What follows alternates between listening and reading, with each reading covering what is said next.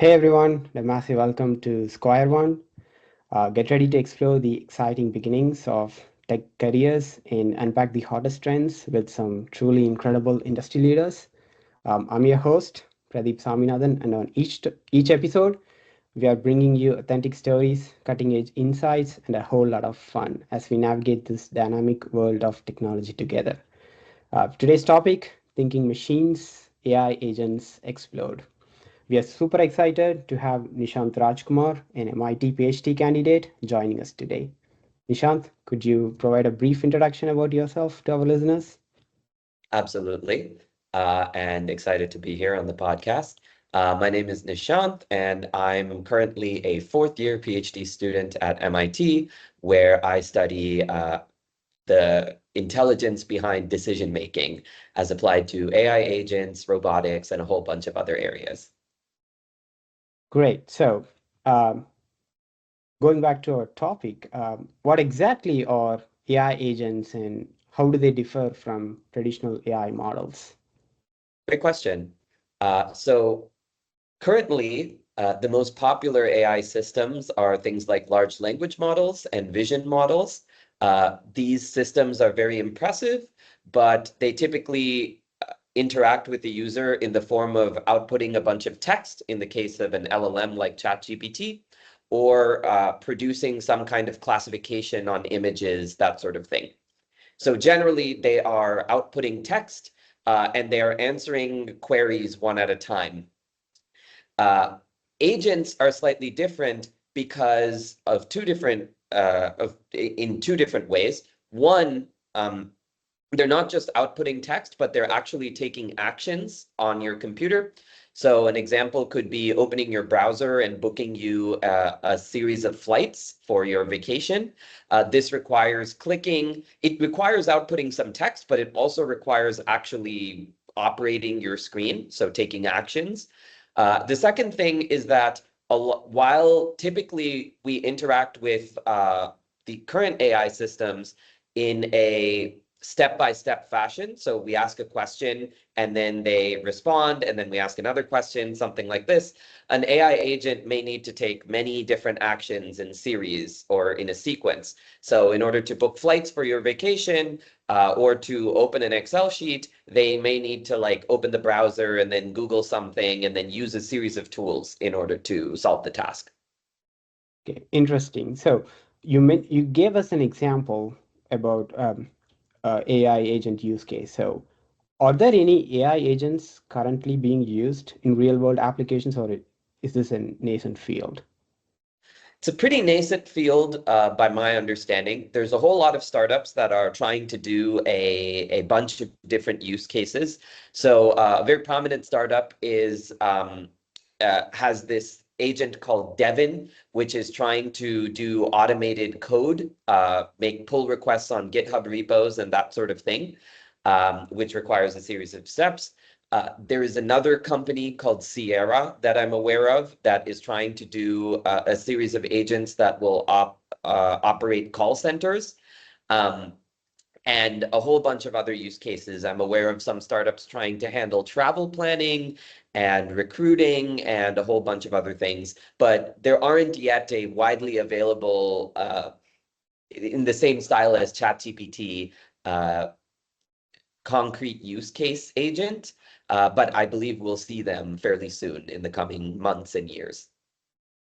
Yeah, so it's interesting.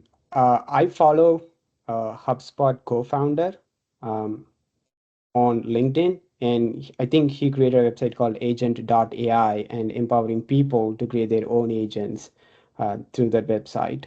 It might be interesting. I don't know if you know about that, but it might be interesting to explore that website too, to see how citizen developers are empowered to create these AI agents. Yeah, Um, absolutely. I haven't explored the particular website you mentioned, but I do think one of the exciting things about this field is how easy it is to get started. I think you can get there are all these libraries like LangChain and a couple others where you can just like Baby AI is another that comes to mind. Browser use is a popular one that I've been using. And these are just, they make it very easy to get started with agents. And I think that's very exciting how democratized it is. Yeah, definitely. I've also seen Microsoft introduced some tools inside Azure AI Foundry to create real-world agents, and that's also like interesting. That kind of popped up in the past couple of months. So, yeah. Uh, Speaking of that, what do you think is the biggest, or what are the biggest technical challenges we have in building and deploying these AI agents?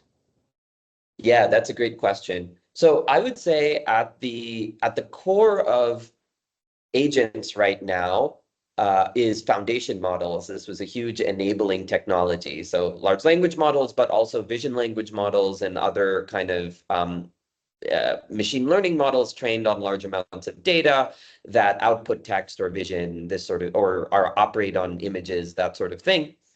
Now, in the typical use case of these foundation models, we don't care that much about accuracy. So, for example, when a big use case for LLMs is coding assistance, and when we're doing autocomplete on code, we have developers who are able to like accept or reject the suggestion by the LLM. Um, but in the case of agents, for example, if you give an agent your credit card and ask it to book something for you or shop things for you on Amazon, we really cannot tolerate mistakes or even small errors in the way that we can maybe or we're okay with in systems like ChatGPT.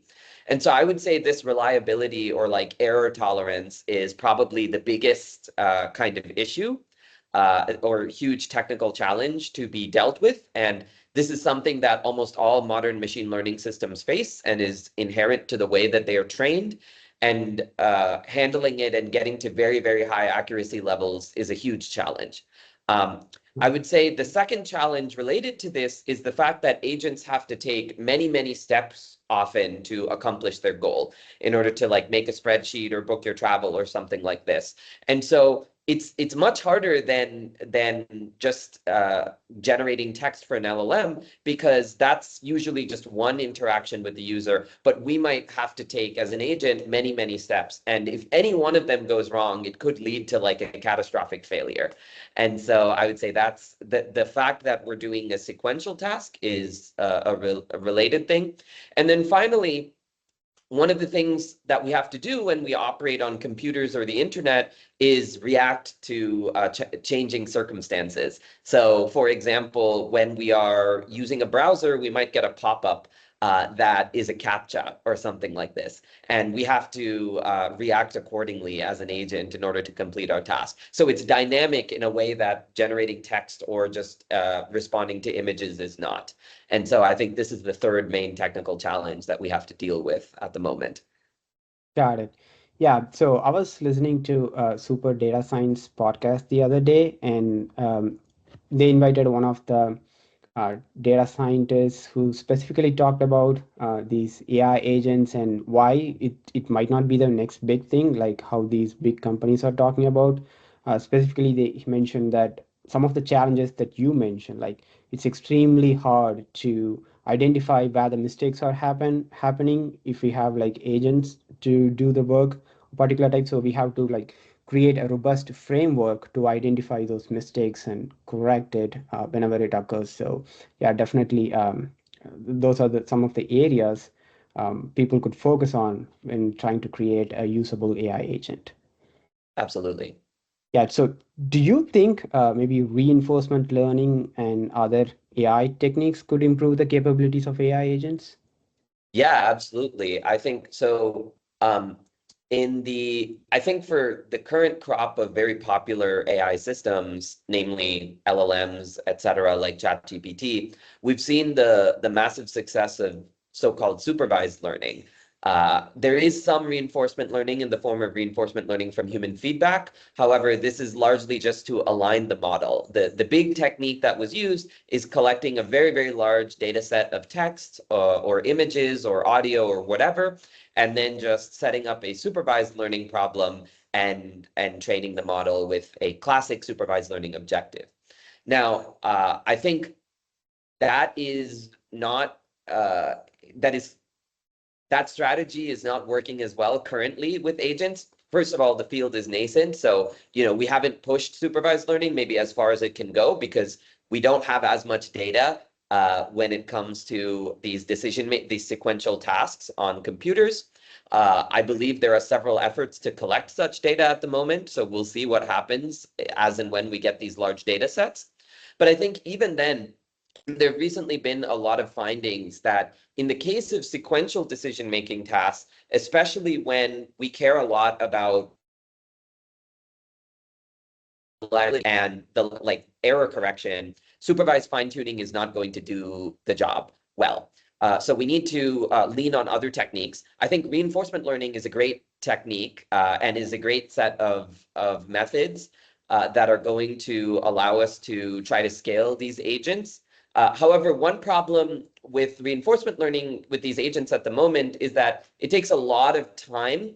In order to do reinforcement learning, the AIs need to explore the environment on their own at training time and then try to discover rewards and see whether actions are good or not. And given that there are a whole lot of actions that we can take on the internet, this is very, very time consuming and very expensive to let the agents kind of mess around randomly to try to figure things out. So that is a huge challenge there. I think there's a whole rich literature of AI techniques that have been studied for 40 or 50 years and are not as popular now, but have enabled a whole bunch of important applications. A couple that come to mind that are very relevant are search techniques.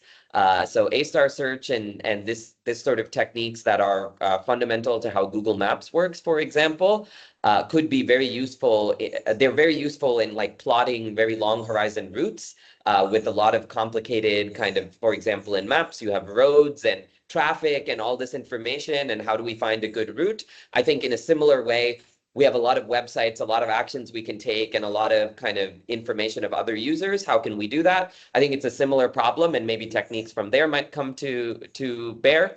And there's also a whole bunch of techniques in robotics in order to control robots properly that I think maybe we can bring to AI agents. So all of that is to say that I think that the agent problem is uniquely interesting and challenging. I think the current crop of supervised learning techniques are not sufficient to solve the problem, though I could be wrong. I think we're going to have to do research and engineering on a new crop of techniques from reinforcement learning to search and robotics in order to properly solve this problem, which will be exciting.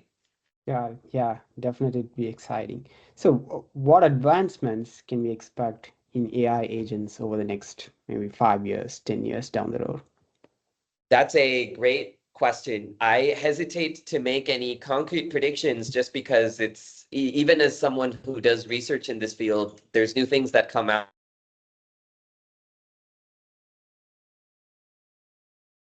I would like to see. So I would like to see I would like a personal assistant for everyone that lives on their computer. So Okay. I would like a set of systems that basically you can interact with. So you can imagine there's a chat bar that is just shipped with your computer, and this is your interface to your agent.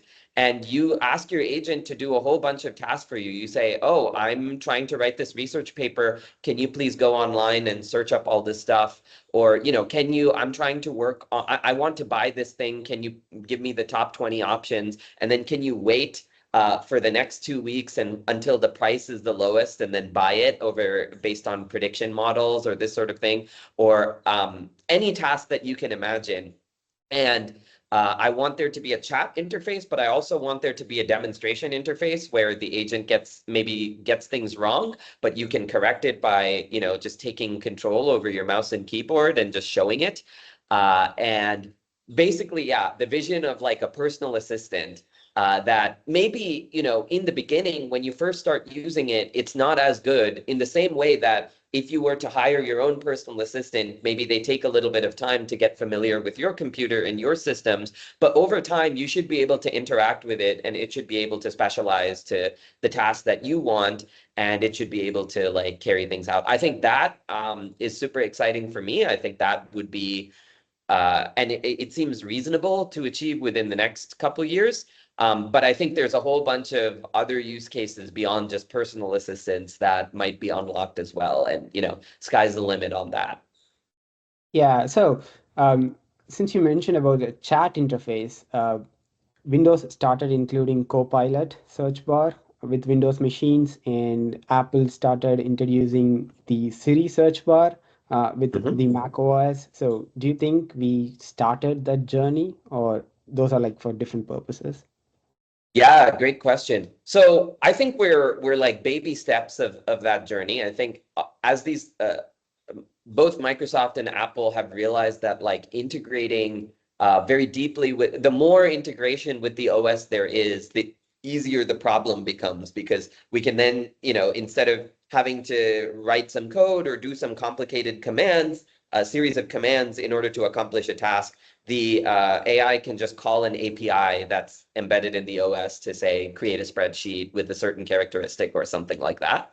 But I think maybe as we may have seen from videos or used ourselves, these systems are not currently that good. Yeah. So the search bars in Windows and in Apple, they basically just open a browser most of the time, or they allow you to do some primitive file search, or maybe I think Apple has these cool features of like, it can do handwriting recognition and then automatically, give you an answer if you write down a math problem or something like that. I think that's certainly exciting and helpful, but it's not yet at the level of like a personal assistant who could, you could trust to do even shopping or some very complicated work tasks on your behalf. So I think baby steps and integrations with the OS and browsers and stuff are certainly key, but we're not even close to a system that we can trust to do a series of useful tasks for us.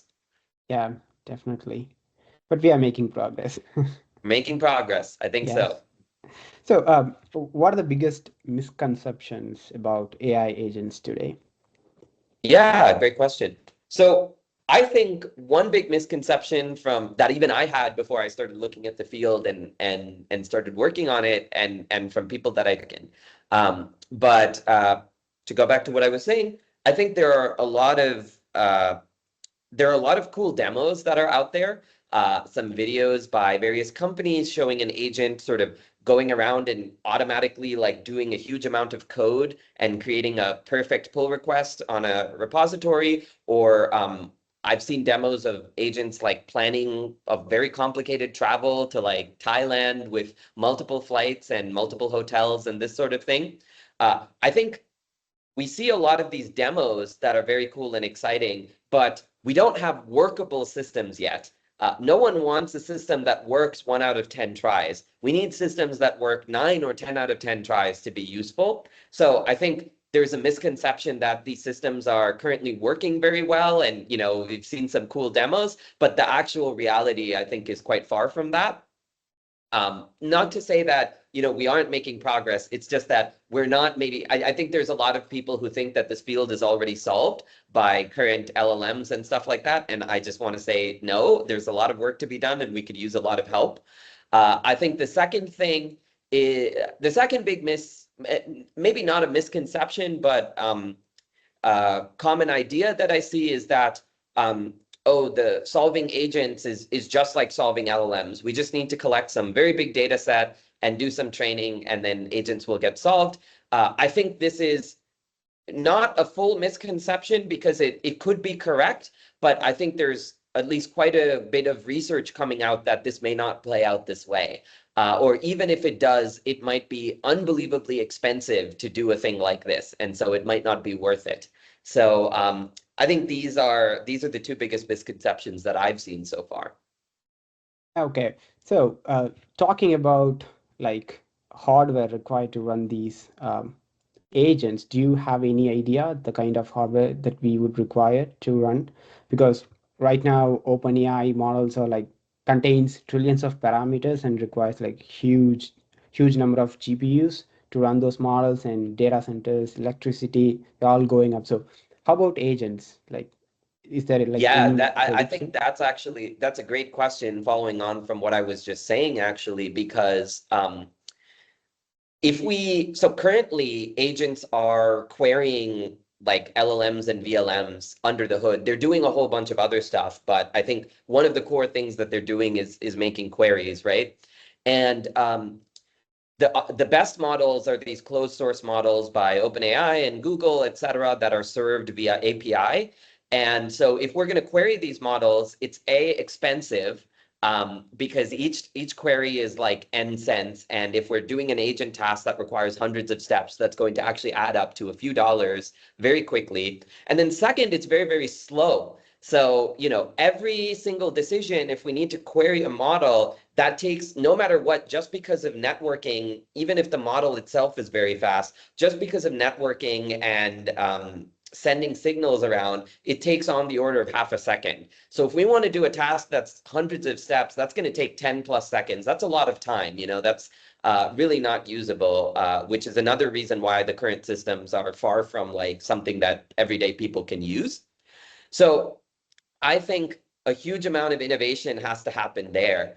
We have to rely on small local models, probably much smaller than the huge general purpose models that we have right now. And ideally, we shouldn't be sending multiple queries over the internet. It should be like running locally. But perhaps we can run some smaller scale models. So I think we need a combination, right? So we need some local models that are mostly doing most of the decision making. But if we get stuck or confused or something, maybe we need to call a global model and this or something that's over the internet, something like this. So it's unclear how we do that. But I think we need, if we want personal assistants to run on everyone's laptop, we need to be able to run on compute that's available on everyone's laptop. And importantly, we can't freeze the entire laptop for the agent to run. So we can't, take up the entire CPU and GPU and memory bandwidth. We need to be running on a fraction. So, 8 gigs and under of memory and much less of CPU and GPU bandwidth. So I think that's a tall technical challenge at the moment. Yeah, definitely. So I have some experience using LangChain for one of the chatbot applications. So the thing is, I used LangChain to query the SQL databases to answer a user query, and it was like taking like 10, 20 steps to find an answer, to find the relevant data.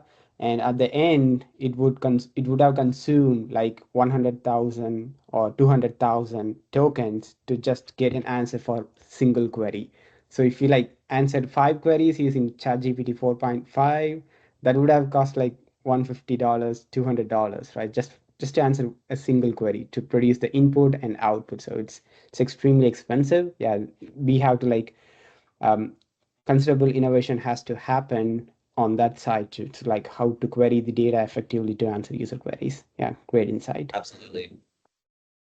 Yeah, so that's all the questions I have, Nishant. So it's great talking to you today. Thank you so much for shedding some light on these AI agents. And I sincerely hope our listeners would take this and explore further into this incredibly interesting field. Thank you so much for joining us today. Thank you so much for having me. Okay.